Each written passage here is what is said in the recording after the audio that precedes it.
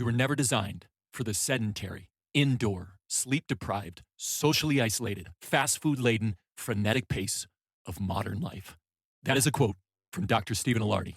For the vast majority of pre-human and human existence, our ancestors lived as hunter-gatherers. And it wasn't until about 12,000 years ago, when agriculture was invented, that the majority of people settled into more sedentary agricultural communities. Now, 12,000 years, that might seem like a huge chunk of time. But when it comes to human evolution, it's a small slice of our long history. And I share all of that to say the bodies and the brains that we have today are, for the most part, still designed and adapted for the lifestyle of a hunter-gatherer. In this episode, I want to take a look at what we can learn from past and present hunter-gatherers about how to live a healthier, happier, and more human life. As I often do, I'm going to be using an acronym that I made up to help frame this topic. I call it the Hunter-Gatherer Score. The acronym SCORE stands for sleep, the C is for consumption, O is for outdoors, R is for relationships, and the E is for exercise. And for each of these letters, you rank how well you've been doing in each category on a scale from 1 to 10. Okay, so you may be asking, why would I use the hunter-gatherers as sort of the gold standard when it comes to physical, social, and emotional wellness? Well, to put it plainly, the research shows that we could learn a thing or two from these hunter-gatherers, past and present. When it comes to physical wellness, hunter-gatherers are remarkable in terms of their metabolic and cardiovascular health. Things like obesity, high blood pressure, diabetes, coronary-related issues, Alzheimer's, and many types of cancers. These things are rare or entirely non-existent in the hunter-gatherer communities that still exist today. In terms of social wellness, hunter-gatherers live in tight-knit and cooperative communities. They work together, raise children together. They focus on companionship and sharing with others. And they respect and include their seniors in the decision-making. When it comes to emotional wellness, hunter-gatherers live a lifestyle that fosters positive mental health. To provide just one of many studies that support this fact, in a study done of Aborigines from Papua New Guinea, out of 2,000 people evaluated, only one marginal case of clinical depression was found. Now, I'm not saying that all modern advances have been a waste and that certain recent innovations haven't been incredibly beneficial. And I'm not recommending that everyone should become Luddites, move into caves, and begin to forage and hunt for their food. But I do believe that finding ways to live a lifestyle that is closer to that of hunter-gatherers, that will result in significant improvements when it comes to your physical, emotional, and social wellness. So jumping into the acronym of SCORE. First up, the S of sleep. So what can we learn from hunter-gatherers on the subject of sleep? To start, let's look at how they start their day. Hunter-gatherers wake up just before the sun rises, and they wake up at the same time every day. There is essentially no variance in the time at which they rise and shine. When it comes to sleep hygiene, one of my go-to recommendations for people is to lower their sleep vow. VOW is also an acronym, and I swear it will be the last acronym added to this episode. But VOW stands for variance of waking. If you struggle with sleep, and especially with insomnia, start by lowering your sleep vow. Get up at the same time or close to the same time every single day. And yes, that does include the weekends. But back to the hunter-gatherers. Sleep issues, and especially insomnia, are basically unheard of in their tribes, to the extent that current hunter-gatherer groups don't even have a word in their language for insomnia. During the day, napping is extremely uncommon. In the evening, they will have a few small fires going, and they tend to go to sleep 2 to 3 hours after sunset. On average, hunter-gatherers sleep between 7 to 8 hours a night. And back to that small fire part thing for a minute. Those fires give off less light than a standard light bulb. Now, having small fires may not be an option when it comes to how you light your home, but sleep experts do agree that limiting exposure to bright lights in the evening, especially that blue light that emits from our screens, is one of the main ways to get better sleep. So to summarize, what can we learn from hunter-gatherers about sleep? Rise with the sun. Get up at the same time every day. Avoid taking naps and limit your exposure to light after the sun sets. Up next, the second letter of this hunter-gatherer score. And this C of consumption is all about nutrition and diet. A recent study of modern and ancient hunter-gatherer tribes showed that there is not just one optimal or perfect diet for humans. But even though different groups had different diets due to where they lived, in general, Our ancestors' diets included a wide variety of fruits, vegetables, nuts, berries, seeds, and some lean protein from animal meat. By and large, hunter-gatherer diets are rich in fiber and protein and low in saturated fats and simple sugars. As a few sayings go, if it came from a plant, eat it. If it was made in a plant, don't. And eat less from a box and more from the earth. Next up in score, the O of the outdoors.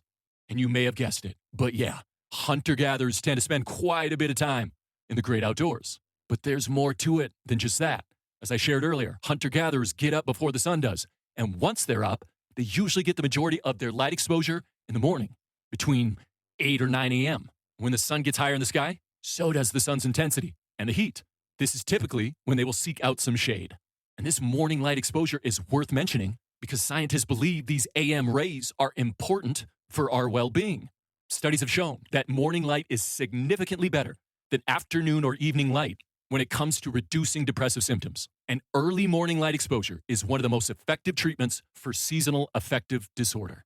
Being outside keeps our vitamin D levels where they need to be.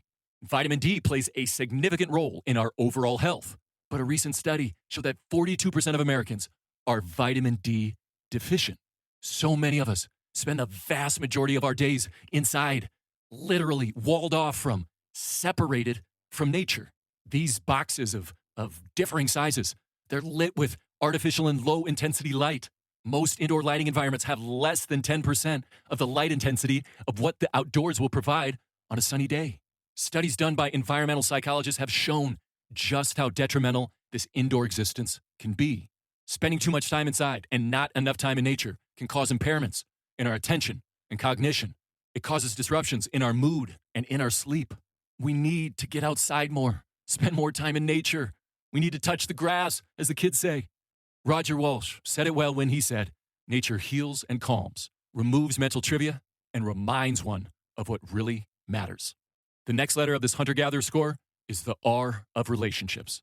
For this one, ask yourself, am I spending enough time, with good and supportive people in person? We are more connected than ever through tech, but this online, this digital form of socializing, it cannot be the primary form of connection with others.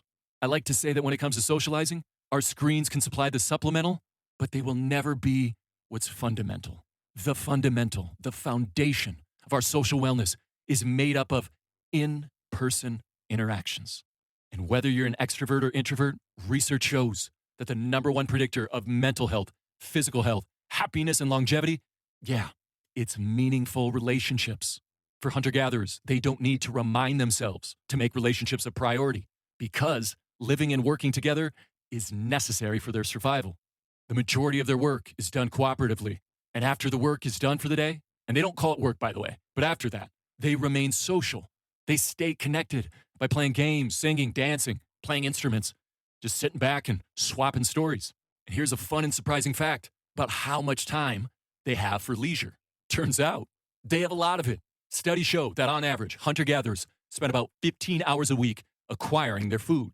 Plus an additional 15 hours a week is dedicated to domestic chores. So I did the math on this one. Those hours, plus the hours they spend sleeping, means that they have around 85 hours a week left over to dedicate to chilling out, enjoying some leisure activities, and relaxing with friends and family. And you may be thinking, cool, thanks for the fun fact. I'm sure my boss will be totally receptive to the idea of me working 15 hours a week because, that's what the hunter-gatherers do. So yes, while this isn't an option for most people, I do believe that small efforts to spend less time working and more time with friends and family, I can pay huge dividends when it comes to our overall well-being. And finally, the E of exercise. Hunter-gatherers wouldn't describe their movement as exercise, but hey, the word score doesn't include an M for movement. But back to it, you might not be surprised to find out that a group of people described as nomadic hunter-gatherers tend to move around quite a bit. This is true. They typically get in around 15,000 steps a day, which is about 7 miles. But it isn't just about the distance they cover. The hunter-gatherer lifestyle gives us a few clues about the best ways we can approach exercise in our own lives. Their lifestyle includes varying types of physical activity. They might have several days made up of light to moderate physical activity, but after a few days of that, the hunt might be on. So they would occasionally have days that required their movement to become intense and strenuous for brief periods of time. Additionally, they keep their muscles strong by carrying supplies, hauling the prize of a successful hunt, or constructing temporary structures. Their physical activity, it was done outside, with others, and they spent quite a bit of time moving while playing games and dancing. So what can we learn from our hunter-gatherer ancestors when it comes to exercise? Well, let's keep our bodies moving every single day with some form of low to moderate intensity exercise. Combine that with some brief but high-intensity exercise a few times a week, and top that all off with a few weekly resistant training workouts to keep those muscles guessing. And see if you can do some of those things in an outdoor environment with other people. In general, let's get up and move. Let's play a bit more, dance a whole lot more. So there you have it, the hunter-gatherer SCORE approach to well-being. While us humans have made many important and invaluable advances over the last 12,000 years or so, change doesn't always mean progress. To close, I hope you can agree that we can learn a thing or two from our hunter-gatherer ancestors when it comes to being healthier, happier, more balanced, and connected.